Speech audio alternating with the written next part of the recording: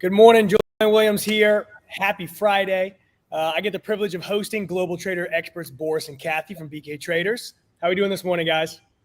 We're doing great. It's been a great trading week, which is really interesting, Julian, because I came on, we do this every Monday and Friday. And on Monday we came on and I said, it's been a terrible trading day. I said we had a terrible trading day. Everything didn't work out. But, now we're at Friday, I closed out our best month since August, and we just really came back strongly throughout this week. And we can talk about, what happened, why, but it's been a good day. Good. Yeah, same here. We've been, same thing here. We started the week really in the hole and totally dug ourselves out to be net positive for the week, getting very, very close to our target. We have sort of a internal target in my live trading room, trying to do 1,000 a day. We did 1,300 yesterday. We're at 900 today. So it's it's definitely been better than it all is well that ends well, right? That's the Shakespearean story. It's definitely been very Shakespearean this week. Yeah, I've kind of caught myself, a little bit more of scout moves, in and out. Yeah. Stop losses, tighter than typical, just to obviously conserve the capital. Like I've been telling folks, in our Discord, I said, guys, if you don't see the move, just like we always talk about, don't force anything. But it has been definitely, I'm typically liking to go for, those 50-point, 100-point moves, a little bit intraday swing trader, if you will, but bouncing off those supply and demand zones. But, this week has definitely been a little bit more choppy for me in US 30 and gold. So, I'm just kind of waiting to see if we have any more opportunities. But as you know, Friday we get flat pretty early. Right. Yeah. I mean, you want to Friday, you kind of want to be flat by noon and pretty much let it go. And I think it's even more so today. I always like to say that, knowing when not to trade is just as important as knowing when to trade. And today was, we had the PCE deflator, which was a really big focus, but it was also month, quarter, and fiscal year end. And whenever you have that, you tend to have a lot of unexplained action in the markets, as investment funds, as well as, corporations and just traders in general, and institutional investors, adjust their positions simply to market. And so I think, that is an environment where, usually you have, more fake outs than breakouts. So for us, with my trading with Zip, we had already done really well. And so we decided to close up our books on Thursday and just, watch how everything was moving today and just stay on the sidelines. Very nice. Well, guys, I know we have NFP, coming out. Obviously, it's been a little bit slower of a week. Why don't we dive into that a little bit? Talk to the traders about that. Yeah. So next week is going to be an interesting one. I posted a video on YouTube about how the 2 weeks before Easter tend to be the most challenging periods of time to trade. And the reason for that is because of the holidays. And we've got a holiday on Friday, which is Good Friday. And even though U.S. markets are open, UK markets, as well as Canadian markets and Australian markets, a whole bunch of German markets, whole bunch of markets are closed. And for that reason, you're going to have less participation on NFP Friday. So NFP Friday is usually a very big day. And I think that we're now at a juncture where the market is still very uncertain about whether the Fed is going to continue to raise interest rates. Now, with equity markets recovering, the case for a 25 basis point rate hike at the next meeting is still strong, but we need to see the data reinforce that. And so non-farm payrolls will continue to be very, very important. But the trick here is that because we have less participation, because Europeans are on vacation, that reduced amount of participation and liquidity could lead to even bigger, exaggerated moves in the markets. And that's what everyone has to be really careful about, because come Friday, we always have a big big movement around NFPs, and it could be even more exaggerated with the other traders not being here. Now, in terms of job growth in general, the jobless claims reports have been relatively low, below 200,000.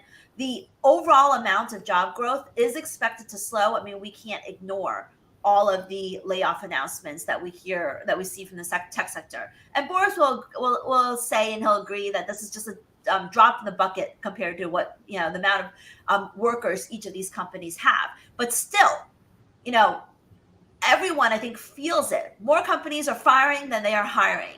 And even though Powell has been insisting on the strength of the labor market, that non-farm payrolls number is going to show a slowdown. The question is how much, right? Economists' forecast right now is 250,000, which really is not that much of a drop from the 311,000 in the previous month. And I think it could be a bigger drop. I mean, what do you think, Boris? I'm going to reserve my judgment. It's very one of the hardest things to call is non-farm payrolls. I remember we did a study, something like so non-farm payrolls is probably the most watched indicator ever. I think we did a study where we took the consensus view with 20,000 up and down. In other words, give it a $20,000 variance band, and the consensus view missed something like 12 out of 14 months. Just to give you and you got to understand, this is like every economist on Wall Street with a bunch of econometric models and 1,000 assistants trying to configure it. So it's very hard to pick that number. I think Kaywood says is certainly, it certainly feels right. In other words, you're definitely seeing, I think, a slowdown in demand, much less of a frenzy for labor that you had before, and that may finally drop down. But remember, most of the real economy, the jobs that we're talking about are not the $300,000 programmers that work for Twitter. They're few and far between, and those guys will land on their feet.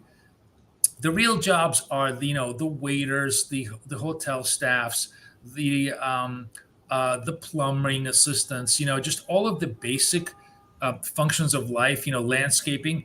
And I think in real life, there's still very healthy demand. I don't see anybody really stopping spending. As a matter of fact, there was a data point this week, I think Joe Weisenthal posted it. TSA showed that volume in travel now exceeds 2019 pre-pandemic levels. So we're above pre-pandemic levels. It means, people are really spending to go out. So I think it's going to be hard to tell. Everybody's been calling for a recession for the last 18 months. It's a recession that never comes. May still be the case, but definitely, I certainly think the light is yellow, not green at this point. Now, based off of this data, do we stay out of any particular markets? Do we get in any particular markets? Due to NFP. I think we like to trade post-event. Yeah. Because that's you don't want to get, as you say, don't guess, assess. That's our motto. That's right. And I do think if Kay is right, let's say we come in negative, not an impossibility. There's a lot of layoffs. Maybe come in minus 50. That will be a shocker. Now, ironically enough, that'll be a positive shocker, because what I think what's going to happen is the curve is instantly going to start factoring in cuts. The market is already going to discount the recession and anticipate the recovery all in 1 second, while it takes at least a year in real life. So I think it's actually going to be positive equities if we come in, grossly negative, at least for a day or two. Then if the market thinks, oh my God, this could be a real, we're really going into a recession, then yeah, all bets are off. On the other hand, an inline number, probably we're going to have a very muted reaction. This is, should we talk about the fact that we have a very unusual data point this week? Yes. Because this is one of those few times where we have governmental release because, governments are functioning, but equity markets it's Good Friday, which is a religious holiday. There's really only two religious holidays that the equity markets, cash markets are closed for. One is Christmas, and one is Good Friday, right? Governmental entities are open. And so what we have is a release of the data and cash markets closed. But we do have futures markets open. The futures markets in Chicago will be open until 12 noon, as they always are on these days. So there'll be a reaction, but it's definitely going to be a very limited liquidity pool in which to react into. I mean, that's actually very true. It's very rare that we have non-farm payrolls released on the day when the stock market is closed. I think everyone needs to be aware of that. But I think, Julie, you're also hearing two very different things from us. So let's see who's right. Where I think that at least, in the world of FX and maybe even in the futures world, because we don't have so much participation, we could get some, spikes and volatility on non-farm payrolls day because U.S. stock market is closed. And Boris is saying maybe that it's just going to be a whole lot of nothing. If correct me if I'm wrong, if that's what you're saying, Boris. It could be a whole lot of nothing because no one's around. Yeah, I mean, I think it's if it's within 50 of consensus, it'll probably be a whole lot of nothing. Huh?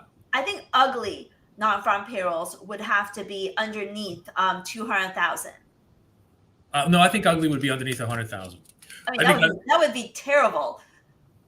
Yeah, but I actually think. But my point is that it'll be a knee jerk down and then a move up because the curve, the bond curve, is going to the 10 years are going to just dive off of that. The market is going to instantaneously start pricing recession risk and lower interest rates. And remember, equities.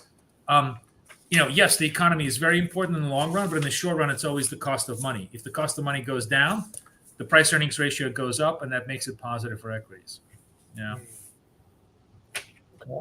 So aside from that, we also, have, actually, before we even get into that, typically when we're looking at non-farm payrolls, we have certain leading indicators that we watch, like ADP, as well as service sector ISM. So both of those reports come out before non-farm payrolls, and they give us, some clues as to whether non-farm payrolls could be strong or weak. So we have ISM and ADP both on Wednesday. So, cash market, equity markets, everyone's around on Wednesday. So I think, that's going to be a very big day because the service sector is the backbone of the U.S. economy. And everyone's going to be looking at that employment index to see whether or not we get a market significant deterioration or improvement.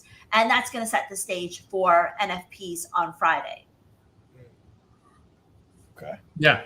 And, Kathy is very good at kind of collating that data ahead of time. So, you should definitely come into our Discord and see what she's got to say about it. And you'll probably post a note about it, whatever the ISM posts. Yeah, right? Definitely. I'll be tweeting it, at Kathy Lean FX. We're talking about whether what I usually do is I usually put a little snapshot of the arguments in favor of stronger versus weaker NFPs. Because aside from ISM, the employment component of ISM services, ADP, we also look at the 4-week jobless claims, consumer confidence, and also layoff announcements. So I kind of summarize that into a nice, tidy list so everyone can get a sense of where the leading indicators for the payrolls report leans. But as Boris said, it's a very wonky day. NFPs is being released when stock markets are closed. Canadian employment numbers, which is almost always released either the same day as NFPs or on a Wednesday, is being released on a Thursday this year. So it's going to be a very unusual week. Most people are off on Friday. We're off on Friday. And we've got also 2 interest rate decisions. We've got the Reserve Bank of Australia as well as the Reserve Bank of New Zealand's interest rate decision. So if you take a step back, what are we looking at this week? We're looking at ISMs, we're looking at NFP, we're looking at Canadian jobs report, we're looking at RBA, RBNZ rate decisions. So 5 distinct events that could impact how the equity market and particularly the currency market trades.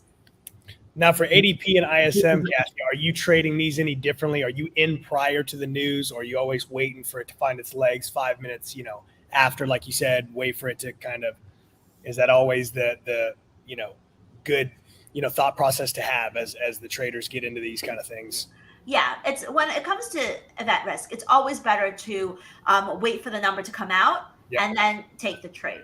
And usually with these reports, I would say, 15 minutes, even 5 or 15 minutes, depending upon how significant the surprise is. Now, I personally won't be trading it that way. The way, because, when I trade, I have specific times of day that I trade. And 10 o'clock, with the ISM number coming out, you got the move. But then by that time, you're walking into London close. So instead, what I will do is I will trade the Asia Open.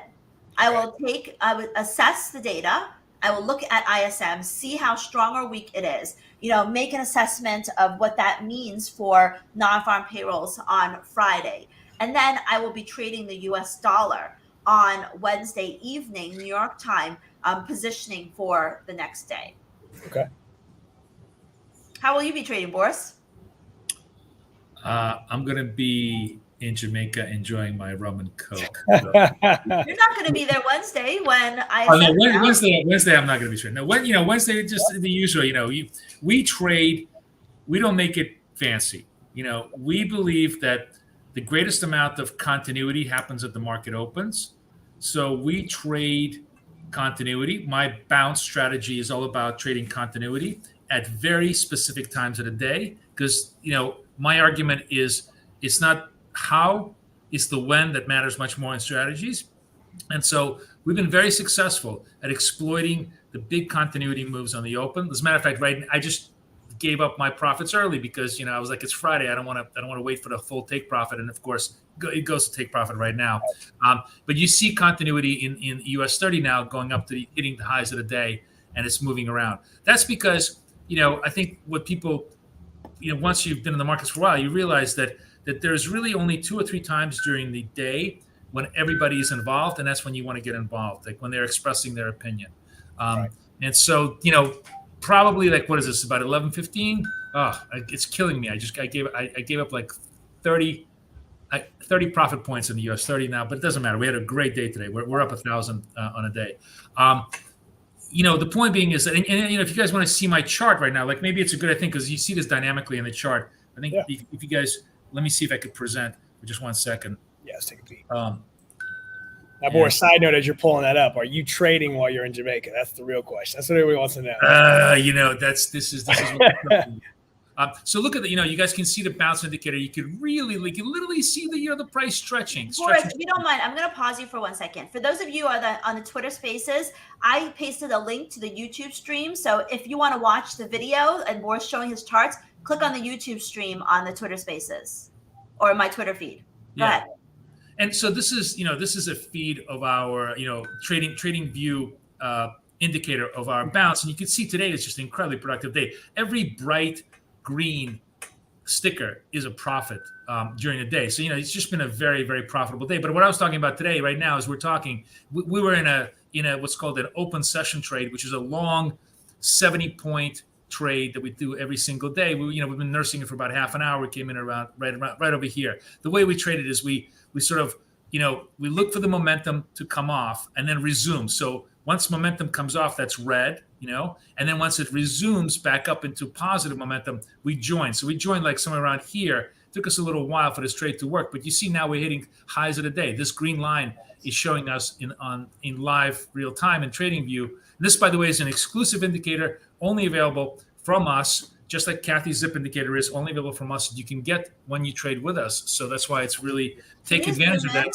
Take advantage of that of that SurgeTrader membership and evaluation. Come join us because you get a chance to be exposed to this indicator, which is a very useful tool, even if you don't use it, just to understand how flow works in the market. Can you zoom in, Boris? Because I can't see. I can barely see it. Yes, let's zoom in. Sorry, I'm using my massive big screen. So this screen is like triple the size. So you see the big green stripe. The big green stripe over here is the high of the day. We're hitting the highs of the day, right? And by the way, one of the common, really, I bet Julian is like, oh, this looks like a great place to short, right? Like this is a very, very common temptation of traders to like, oh, let me pick the top. We don't pick the top, we do the opposite. We drive through the top, because what you see right now, at this time of the day, where it's like 9 to 11, peak trading time, the market is going to drive it hard. Maybe in a couple of hours we'll see it come off the highs, and there'll be a decent time to go into reversal mode. By the way, this indicator can also, this is in trend mode right now, but it can also go into reversal mode. Can you explain what that green line is? Where is it drawn from? We see it on the left of the chart? You talking about this green line that I'm pointing to right now? Yeah. This is the real-time high of the day. And what you see, what's very cool about this indicator, you see how the green line is moving up? You see how it's moving up? This is all dynamically painted. In other words, both The green line, the middle line over here, and the red line are fully dynamic. If price moves it, it will move up. So what this does is it gives you an anchoring point. Right now, look, it's the game of trading is actually very, very simple. And if you've played any kind of sports, if you play European football or American football, this will become completely obvious. And if you're like in Southern Hemisphere and you play rugby, this will also become completely obvious. Any asset is in an uptrend when it's above the midpoint, whatever the midpoint is. In this case, this is a daily midpoint. We're trading the intraday chart, right? So I don't know. You can give me all the reasons for why you think something should go down, or it's a downtrend on a 100 million, Paleozoic era time basis. Today, the US 30 is in a clear uptrend, and you don't need anything. You don't need a moving average. You don't need fancy indicators. You don't need CCI. You don't need anything. You certainly don't need Elliott wave. My favorite punching bag. By the way, Julian, what's the favorite tool of Elliott wave technicians? Of Elliott wave, I don't know. You tell me. The eraser. Anyways, my point is, you don't need to make trading very complicated. You're above the midpoint. You're in an uptrend, and right now we're obviously driving very, very hard into the uptrend. The green zone is telling you that there is a lot of momentum. We're in just a very, very strong upward trend momentum. And that's how we look at it. We basically, what we like to look is say, hey, we're an uptrend. We have a little bit of a sell-off. We maintain momentum. We get long over here. That's as simple as it is. You don't need to make it complicated. You got long here at 33.045. You had basically 100-point move in the last hour. And why? What I'm looking at is it broke past that, like you said, that 99. I actually have another 1 hour level right there at 33.194, and then a 4 hour at 33.286. So I don't see this thing coming down. I'm definitely not looking for sells. I need to see hard rejection to tell me to get into something like that, because it's and it may. And it may, and to truly sort of, see it lose momentum, you'd have to see it break the midpoint. If once it breaks the midpoint, then it's going to be much harder for it to come back up, and then you're going to start looking for maybe the sells as it goes around. Now, does it always work? Of course, it doesn't always work. That's not the point. The point is it works most of the time. You don't need 100% edge to win. You just need a 51% edge with the right, risk reward management system to make it work. And, and these are much better than 51% edge. I mean, Kathy trades like 70% edges, So you don't really need complexity. You just need to have clarity. And what I love about our bounce indicator is it provides you very, very good clarity, just like Kathy's indicator, very, very simple. If you notice, both of our stuff, we don't clutter the chart with 100 different indicators. We don't have paralysis by analysis, which is a very, very big illness that affects, young traders. Kate, do you want me to pull up any zip charts that look good? Why don't you put the US? You're on US 30 right now, right? Yeah. Put the zip on US 30. I want to talk about that as well. Okay, but do you want me to put it on the hourly basis? Yeah, the hourly basis. Okay, so let me add that up. Just one sec.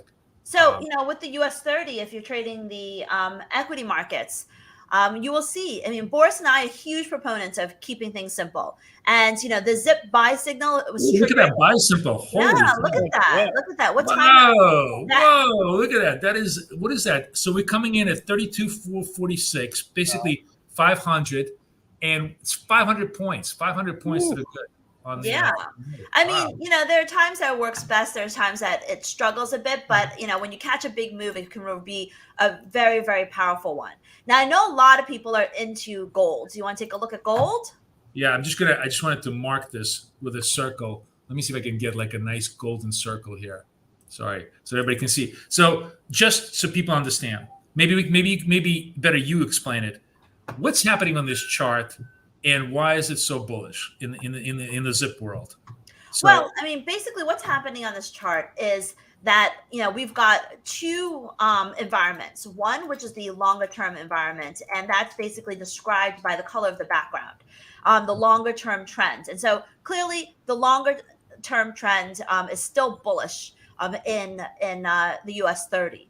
And then where the price is in relation to the indicator line is what the shorter term trend is. So on a shorter term basis, we also have on a momentum basis the US 30 above the indicator line. And so that's like that's the time when you should only be looking to buy and not sell.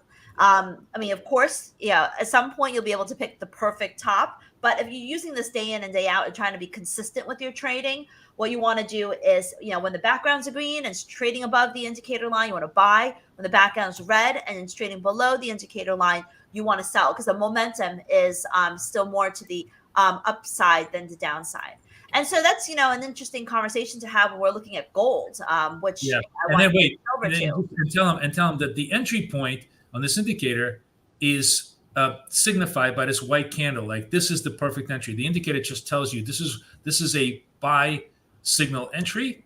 And if everything lines up, Kathy would have been long at this point. And you can see how great an entry this was. This was a great entry. So just let give you an idea. So now let's take a look at gold. Similar kind of idea. Okay. So, everyone's wondering, is gold, it's got a lot of resistance that's happening around the 2000 mark. And, it's struggling to break above 2000. It's revisited that level for quite some time. And you can even see this on the hourly chart. There was a huge spike up to 2000 in gold, and then it completely rejected that level. And I think, for the most part, the best, you don't necessarily need to guess. The best direction to stay in right now is to still be long gold until it breaks below the indicator line. And I want to look at some past examples so you can really see what I'm talking about. So to the left of the chart, we have this red zone with a bunch of white candles, right, Boris? Yes. It doesn't really work out. 1, 2, 3. It tries to break through that support level, which is right above 1960. And when it finally does, and this time it actually takes like 5 tries to break down, it finally breaks below the indicator line, slips down 1956. Not great, but still, showed you that throughout this whole period, you should be leaning short, not long. If you go further back to our previous signals before that, we get some of our really power moves. Here. Oh, wow. We get the zip buy signal in gold. You can zoom in just a hair, Boris. Yeah, I just want to, Yeah, just zoom in just a hair so we can see that white candle a little bit more clearly. Zoom in more? Yeah, like that's this? good. Okay. That's good. That's perfect. So that's when we get the buy signal for a really, really strong. It does take, a couple of hours, almost a day before it really gets moving, but the bias is still in the positive direction.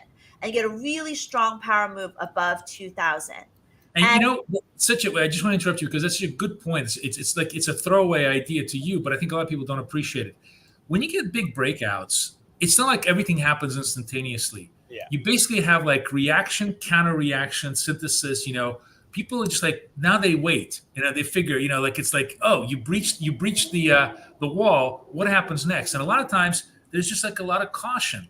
You can't, people get frustrated, like, oh, it did a breakout. It's not moving. I'm getting out of the trade. It's not working. No, when the trade is not working, if it slips back below the indicator line, right. As long as it's above the indicator line, it's working. Good. It's just taking time. You just got to give yourself time. Be patient. Patience, yes. Right. And, we do have to think about what the overall fundamental picture is, right? And, part of the reason why gold has been really struggling to break above that 2000 mark is because, first off, it's people feel that they no longer necessarily need that inflation hedge through gold. And so, they're less inclined to drive it up. Secondly, the market has resurrected its expectations for a 25 basis point hike at the Fed meeting. At one point, they were certain that it wasn't going to happen.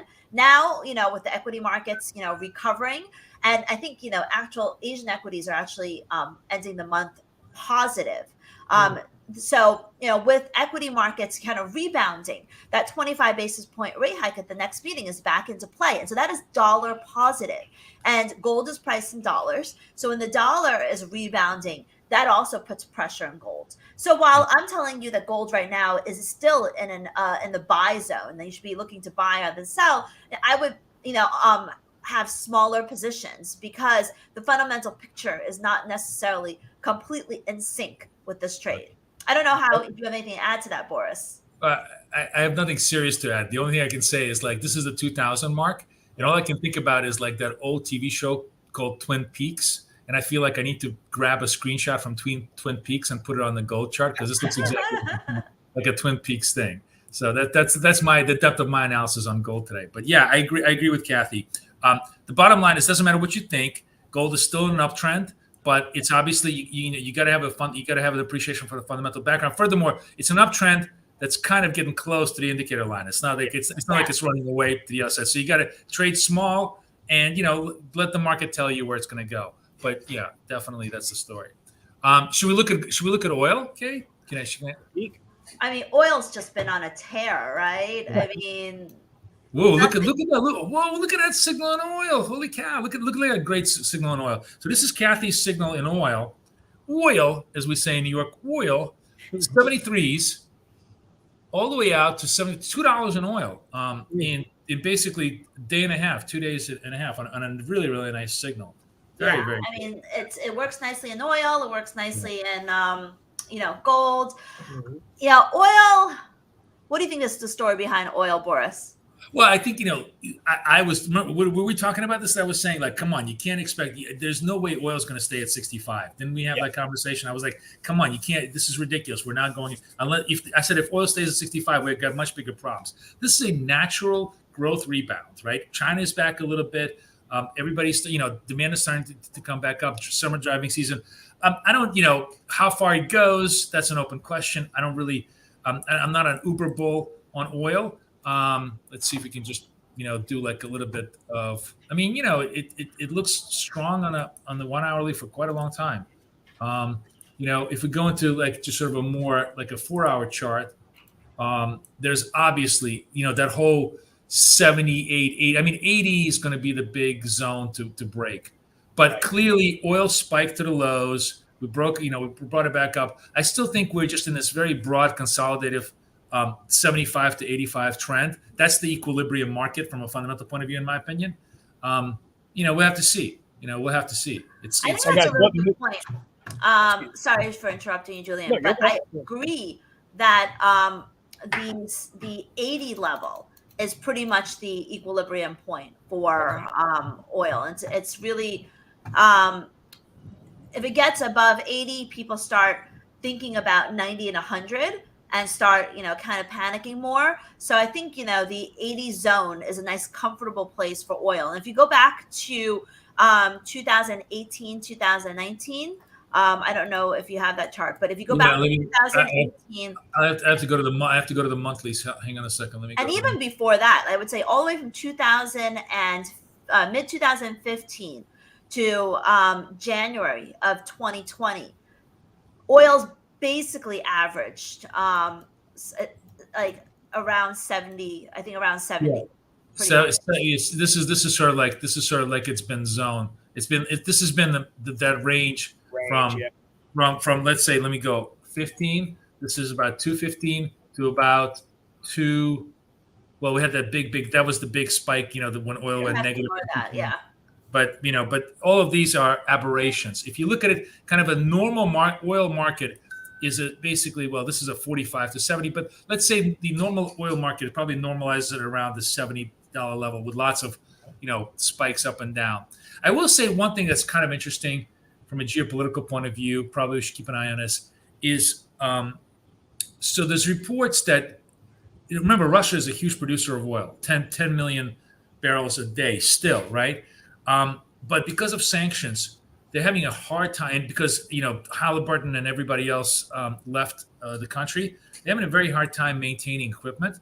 And Russian equipment is just, remember, Russian oil, once you lose the equipment, it's a disaster because it's frozen. It requires lots and lots of technical skills to be able to extract oil. So I do think we have to start paying attention to how bad a deterioration the Russian oil industry is because, they're still supplying India, they're still supplying China. And those markets are, still going to have demand. If they're off market, it probably will put an upward pressure on the country. It'll be interesting to see.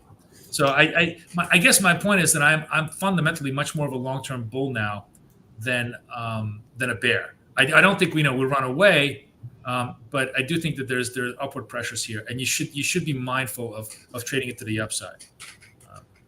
Yeah, it kind of piggybacks off of what I was getting ready to say, which I think that plays a big factor, which is what moves oil, for folks who are trying to get a beat on, what news would move it up, what, news moves it down. Well, I think oil is probably the single most interesting market from that perspective because it is both an incredibly speculative asset, but also the single most tangible asset. Like, in other words, there's something like 100 million barrel paper, they call paper barrels, right? That means, excuse me, futures contracts that never settle ever. People are just basically speculating on the price of oil all day long. That trade. So there's this massive, like with every other commodity. I guess people don't notice, but there's an interesting little fact. 90% of all commodity trading is actually speculative and what's called non-economic, meaning that only 10% of actual demand for corn and oil and wheat and everything else that you can, and cows and everything else you can think of, actually comes from economic agents like, Cargill and Tyson Foods and in Exxon and Mobil. Like, the other 90% just comes from people speculating their brains out. But that being said, when push comes to shove, it's the real money or the real world that determines price. And that's what I'm saying. You need to watch real demand and real supply issues, because that ultimately does drive it in long. And I don't think that expresses it better and faster than in the market of oil, because that's such an obvious. It's literally the single most necessary commodity in the modern world. I mean, I know that sounds crazy, but if you think about it, to take oil away, you take electricity away. You take electricity away, you take all modern civilization. Just have your house go dark for a day when like when we have a storm, and you tell me, come on. You just how need much to install the civilization solar panels. I mean, you just got to get on the solar panel bandwagon.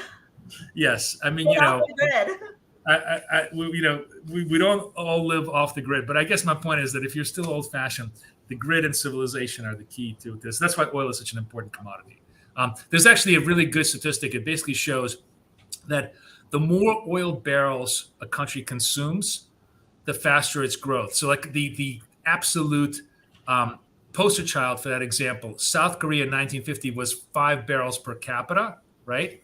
And by the late 2000s, it's now 40 barrels per capita. So it's just it's basically OECD standards. That's, if you want to understand what makes the country rich, it's actually this horrendous graphic of it wasting huge amount of money on oil, which is not great for the environment, but pretty much indicative of economic prowess. So yeah. All right, Let's talk about euro. I mean, I think euro. I remember when we were talking about euro at 105, 106, Julian, and it touched, 10, went above 109 this week. And it's, at the time we're talking about how cheap euro was. And, we're looking forward to stronger inflation, just a hotter inflation in general, as well as ECB hawkishness. What's interesting is today you can see from Boris's chart here that euro has actually fallen below the indicator line. Now, I don't know how much I would really make of that, because it's still, at the end of the day, it's just trying to go above it. But what's interesting here is that today we had a round of horrendous European data. German retail sales showed the second monthly contraction. Germany is losing jobs with, unemployment rising. And then most importantly, that inflation number that we had been looking for. And what's really interesting about this, the difference between a trader and an analyst, is that, this whole week I was long euros on the premise that the inflation number is going to be hot. And, everyone in the market kind of agreed with me. And that's why we had momentum in the euro to the upside. And those trades were so easy, especially going long euro yen, long euro. But, it's a big number, right? So as a trader, what do? You go to the sidelines and you wait for the number to come out, and then you trade. And that's what I did. I closed out the book on Thursday. Number came out, and it really wasn't that hot. And it wasn't, so you, as an analyst, you can have all these different beliefs. But when it comes to trading, you've got to think, you got to act differently from what you're thinking. And so we moved to the sidelines. We knew it was a big number, didn't trade. The number came out weak, euro actually sold off. So if you were trading reactively, you could just sold euros because it was such, and that's why you see in Boris's chart, euro sold off right after the 5 a.m. release. And then it just kind of, which one's 5 a.m., Boris? Which one's your 5 a.m. candle? Just go to hourly chart, please. Yeah, I was just going to go to the 50-minute charts just to see it closely. But the 5 a.m., let me mark the 5 a.m. chart for you. Just one sec. It would be this one. Yeah, so you can see you could have it's just, it would be, this is the 5 a.m. chart. Regardless, so, both of them, you could have rode the euro dollar lower after the Eurozone CPI. So, don't, like we say, assess, don't guess. Don't guess. You can guess the number riding up before it, but when you're right before the event risk, move to the sidelines, let the number come out. There was definitely an opportunity to the downside there. And then, it does nothing, right? It freezes because we're going into US PCE and everyone's watching that. And so, that is why you got to, segment your opportunities. There's the proactive opportunity before the number comes out.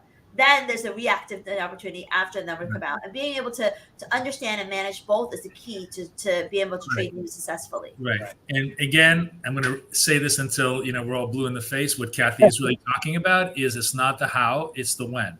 It's the when. It's always the skill is in the when. The skill is always in the when. So, now, Kathy, what's your prediction here? It's obviously come underneath this line. Are we looking for it to bounce here and continue on the way up in the next week, or are we going to, you think we're getting ready to start moving into our red zone? Well, I'm still bullish euros overall. Okay. I think ECB officials have made it crystal clear. You don't want to mess with them. When they say they're going to plan to raise interest rates, and regardless of what you think should happen, if they keep saying they will, they will. So, fundamentally, I think that next week's U.S. data is going to continue to be a little weak. I think we see weakness in the manufacturing sector. We see weakness in the service sector. We're going to see weaker non-farm payrolls. And the ECB is still going to be ringing the bell on further rate hikes. But with that said, though, it's very, very important to make sure that sentiment and technicals are on your side. So I'm, right now we're done trading. It's, pretty much London close right now. But come Sunday evening, if euro remains in the buy zone, I'm going to continue to be going long, to go long. If it goes below the indicator line and it moves into the sell zone, I'm going to be either stepping aside and not trading euro dollar, or I might express my positive euro view in euro yen or euro Aussie, where RBA is not expected to raise interest rates. I'll be looking at the crosses for opportunities. I mean, you don't just have to pigeon yourself into the majors. There's a lot of different opportunities as well. Very nice. Exactly. Kathy's one of Kathy's favorite crosses is actually Euro Kiwi. She loves to trade that. She does really well. Yeah. Have you ever like dissected the P&L by the currency pair? Yeah, Euro Aussie, Euro Kiwi, Euro CAD are some of my best pairs. Yeah. And Euro Aussie, you'll see, we had a beautiful zip buy signal on Thursday. Today's Friday. On Thursday. Let's pull up Euro Aussie. Is it Aussie? You said Euro Aussie. Oh, Euro Aussie. Where's Euro Aussie? And so it's the one in the middle of the chart on Thursday. Because right now, just zoom in a bit. No. This is Australian dollar. I got the wrong currency pair. I don't have. Let me pull up Euro Aussie. I don't have Euro Aussie. Crosses are sometimes even better to trade than the majors, especially when the direction of the majors is so unclear. Yeah. On Thursday, at the you can see multiple, zip buy signals on this chart. But the one that we actually traded was the one that is right after the red part. Yeah, this green one. That one. If you're a trader out of London, you could have rode that move right away. I don't start, and that's a 5 a.m. candle. I don't start trading till 6 a.m. New York time. So I'm in a little bit after the move begun, but still, look at that huge spike upwards. I mean, can you zoom in, Boris? Yeah. Yes. Zoom in. Okay, you can see. Even if you enter at 6 a.m., somewhere around there, I went long at 162.40. It went all the way up to 163.10, which was an easy 70-ish pips in a very short period of time. But if you trade London, I'm still sleeping, you have caught, the pure zip signal and really milked that baby. Very nice. Nice. Now, guys, I know we had talked, obviously a little bit of, trading things. We wanted to kind of get into the trading mindset, where traders should be. So let's kind of change gears a little bit. Boris, Kathy, you guys want to talk on that a little bit? Yeah. So I actually want to talk about this because Kay had a tough Monday. I had a really, really tough Monday. Okay. For a couple of reasons. The algo went crazy. Kathy always knows that I'm always trying something new. Unfortunately, you don't experiment on patients, and I experimented on myself, and that hurt me. But anyways, here's what's interesting. There are two interesting takeaways that I thought were very valuable in me coming back to fresh equity highs this week. There is this movie called The Gambler with Mark Wahlberg playing an English literature professor. If you can accept the premise that Mark Wahlberg is an English literature professor, you can kind of go with a movie. But in the movie, there's this seminal speech by John Goodman, which almost every little TikTok takes out as a meme, where he talks about having, FU money, the ability of having enough money that you can just tell the world to go away at any kind of a position. Right. And he talks about the idea, like he says, he goes through the whole big speech. It's very, very funny. I recommend you guys watch the clip. But then in the end of it, he says, he talks to Mark Wahlberg. He goes, does your uncle, because he's got a very rich uncle, he says, does your uncle has a few money? He goes, yes. He goes, does your uncle take risks? And he says, yes, he does. And Goodman says, I bet he does it from a position of strength. And I thought that was so interesting, because what that means from a trading point of view is you can take risks when your account is flush in equity.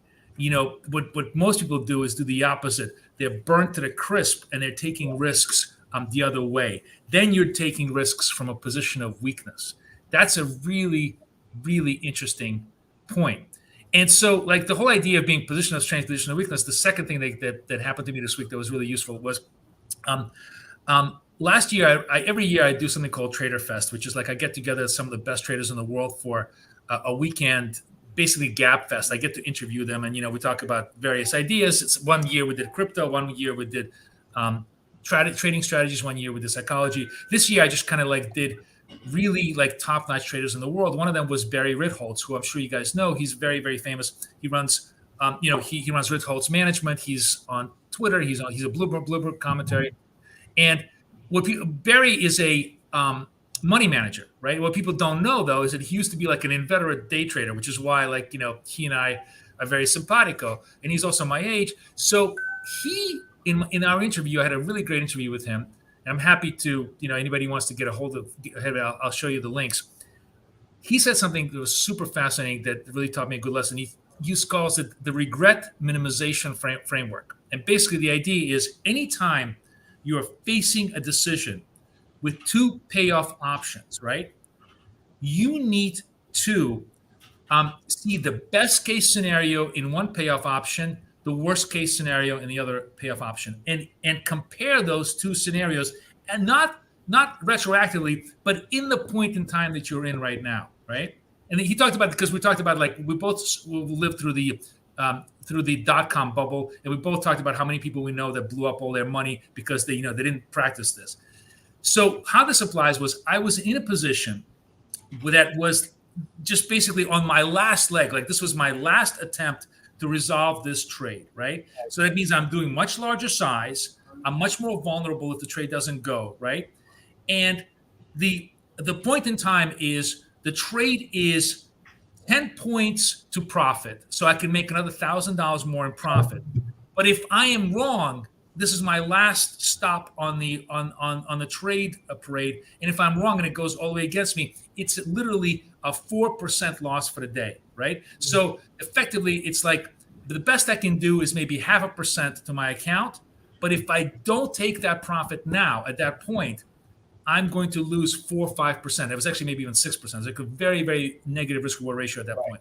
And generally, my rule is always hold. It's a strategy. You hold to the profit, hold to the profit. But at that point, I was like, you're an idiot. You're an idiot. Your whole job right now is to protect your account. You're going to get you already clipped this week. You're going to get completely clipped. And needless to say, I took it early. you know. And yes, it went to profit. Yes, it hit, I would have made the full, 1%. Do I regret it? No, because guess what? That put me back into position of strength mentally, and I got all that money back and then some from all the future trades that I did that week. And that was a really interesting lesson, because don't get stubborn on that one idea. Evaluate everything on what, that regret minimization network. Understand where you are at that moment in time, not where you should be in a perfect world. Don't ever let the perfect be the enemy of the good. It was a really, good lesson. I hope people take it to heart, because it definitely worked very well for me. Okay, excellent. Well, guys, thank you so much for sharing that information. Kathy, you have anything to add to that as far as the trader's mindset, what you should, be looking at as you go through? Well, the most important thing, as we said, at the start of the week, I was down more than 100 points, 130 to be exact. And I ended up the week, up 340 points, which is about a 400 pip turnaround. And for me, it's really about focusing on the probabilities. Don't focus on the loser. If you understand your strategy, you've been trading it as long as I have, in my case, Zip always comes back. And so you trust in it, you trust in the probabilities and the statistics through the years, through different market environments. Can't let one day, 1 week, or even 1 month set you back and lose your confidence. And if you can focus on the numbers and not the last trade or the last trading day, that's the way to keep, your consistency and success, and to keep trading. Absolutely. Yeah, that's my last kind of tip for the day is, ironically enough, you always base your strategies on the most rational, reasonable, logical ideas, but no strategy is successful unless you have the element of faith, which is really funny. But you ultimately have to have that faith in your mathematics, faith in your probabilities, which is really ironic. But that, I think, completely underestimated how much that plays a part in success. Right. Well, guys, again, thank you so much. I know all the traders, all the viewers watching obviously can take a lot from, those little tidbits there. Again, keep it simple, right? I think is kind of the main. And for those of you that are joining us for the first time, we do this every Monday and Friday. So, tune in Monday, 11 a.m. New York. And, we'll be at it again, talking markets. That's it. Exactly, guys. And I'm going to close out my last scalp of the day. And for that, we're all going to have a nice weekend. Everybody enjoy. Absolutely. Take care. You guys have a great weekend now. You too. Bye-bye.